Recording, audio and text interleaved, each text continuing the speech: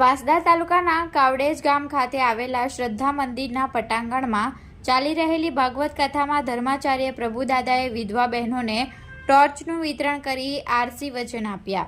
વાંસદા તાલુકાના કાવડેજ ગામ ખાતે આવેલું શ્રદ્ધા મંદિરના પટાંગણમાં ગામના આગેવાનો દ્વારા ભાગવત કથાનું આયોજન કરવામાં આવ્યું હતું। શ્રદ્ધા મંદિરના સાનિધ્યમાં ભાગવત સપ્તાહનું ભક્તજનો રામકૃષ્ણ શાસ્ત્રી છોટે મોરારી બાપુના મુખેથી અમૃતવાણીનો લાભ લઈ રહ્યા છે, જેમાં બુધવારના રોજ કાવડેજ ખાતે ચાલી રહેલી ભાગવત કથામાં આછવણીના પરમ પૂજ્ય ધર્માચાર્ય પ્રભુદાદાએ પધરામણી કરતા છોટે મોરારી તેમજ ભક્તજનોએ પ્રભુદાદાનું ભવ્ય સ્વાગત કર્યું હતું। કથામાં ઉપસ્થિત વિધવા બહેનોને પ્રભુદાદા દ્વારા ટોર્ચનું વિતરણ કરવામાં આવતા વિધવા બહેનોમાં ભારે ખુશી વ્યાપી ગઈ હતી। છોટે મોરારીએ જણાવ્યું કે પ્રભુદાદા એક આદિવાસી પરિવારમાંથી આવે છે।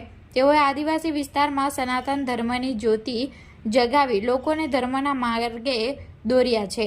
દાદા ખરેખર પ્રભુદાદાએ શિવનો સાક્ષાત અવતાર છે। લોકોએ હર હર મહાદેવના નારા લગાવતા સમગ્ર કથા મંડપ શિવમય બન્યું હતું। કથા વિરામ બાદ મહાપ્રસાદનું પણ આયોજન કરવામાં આવ્યું હતું, જેમાં મોટી સંખ્યામાં ભક્તોએ મહાપ્રસાદનો લાભ લીધો હતો। ભાગવત કથાની ચરણોમાં રહીને આજે કાવડેજ મુકામે શ્રદ્ધા મહાદેવની જગ્યાએ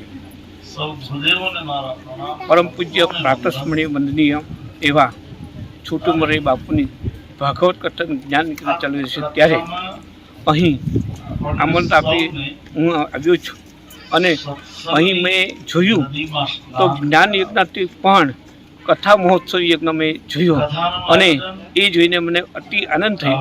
એમનામાં એ કુને ક્ષમતા છે અને લોકચાહનાની ભાવના છે, ધર્મની જાગૃતિ છે અને દિવ્ય જ્ઞાન જ્યોતિ પ્રગટે છે।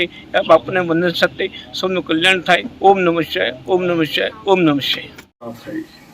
આપણા યશસ્વી ધર્મશીલ વડાપ્રધાન ભાઈ શ્રી નરેન્દ્રભાઈ મોદી દ્વારા અને ધર્મગુરુ દ્વારા જે કાલે અયોધ્યામાં ઉત્સવ ઉજવાનો, આ ઉત્સવ માત્ર આપણા સમાજ માટે નહીં હતો, પણ વિશ્વના તમામ દેશોએ કાલે ઉત્સવ ઉજવ્યો છે, આખા વિશ્વએ।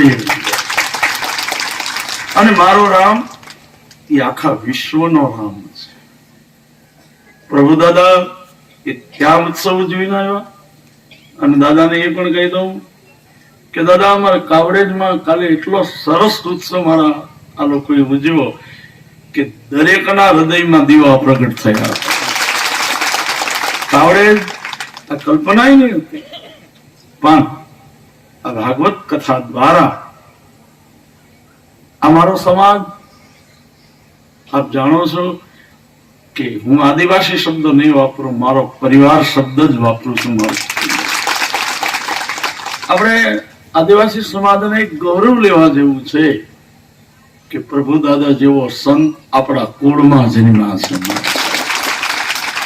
ત્રિસપ્તભી ભાગવતમાં લખ્યું છે કે જેના કુળમાં એક ભક્ત જન્મે, જેના કુળમાં એક સંત જન્મે અને જેના કુળમાં એક સારો માણસ જન્મે ને એની 71 પેઢીને મોક્ષ મળે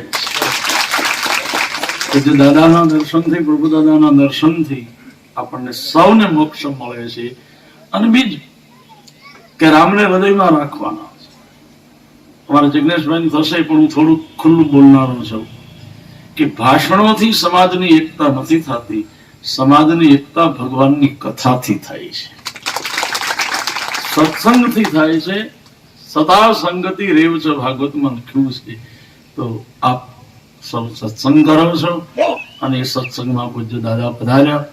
જિગ્નેશભાઈને પણ ધન્યવાદ। જય શ્રી રામ।